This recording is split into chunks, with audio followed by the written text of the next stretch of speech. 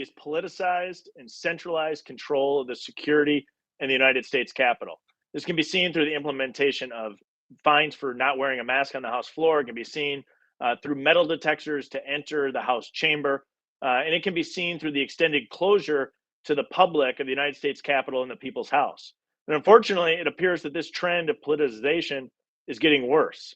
This isn't about the rank and file members of the Capitol Police who we all support. This is about leadership. There's been a concerning reports from the Capitol Police Intelligence Division investigating members of the public who are meeting with their elected representatives.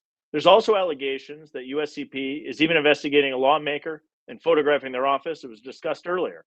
Let me be clear. I support the men and women of the Capitol Police, but many are feeling that Speaker Pelosi is using the Capitol Police as just another political tool in Washington. We cannot let this stand. It cannot continue.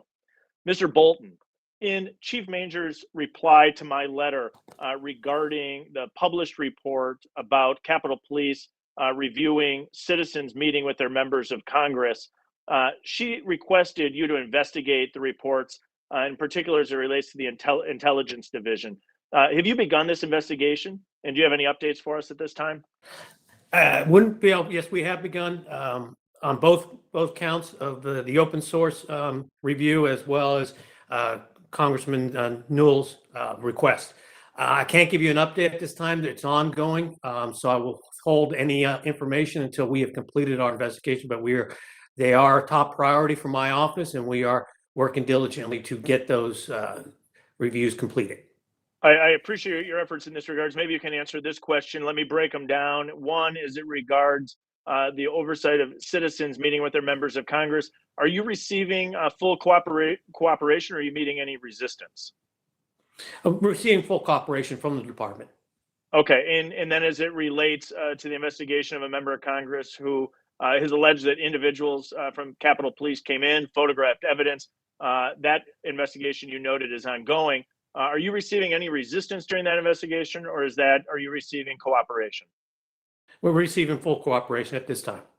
That's positive to hear. I, along with my colleagues, look forward to reviewing your full report and hope that we're able to have a hearing when those reports become available. Let me continue with you, Mr. Bolton. One of the new policies put in place during the extended closure of the People's House, the United States Capitol, is that if a group of people or group of individuals want to meet with a lawmaker, the office has to send their names in ahead of time so that they can enter the building.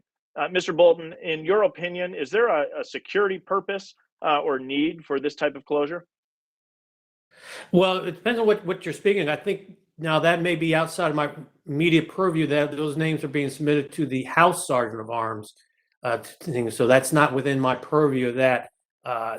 And that probably will be captured, or at least we'll have a better understanding to answer your question once we completed our review of the open source issue. So that right now I wouldn't be able to answer that completely for you. Understood. Mr. Schuman, do you believe that such a procedure would actually chill speech and limit individuals' opportunities to meet and speak with their member of Congress? Well, it sounds like the underlying question is whether the Capitol complex should be closed, which you're raising am I understanding you correctly, sir? Yes, and the fact that for a citizen to meet with their member of Congress in a congressional office, the name of that individual needs to be submitted and recorded by Capitol Security. Yeah, so I would suspect that probably has a chilling effect on some folks who would wish to come and meet in person in the Capitol, although there are alternate venues that are available to do so. I think that let me only because we're limited on time here, Mr. Schuman. Let me continue with you.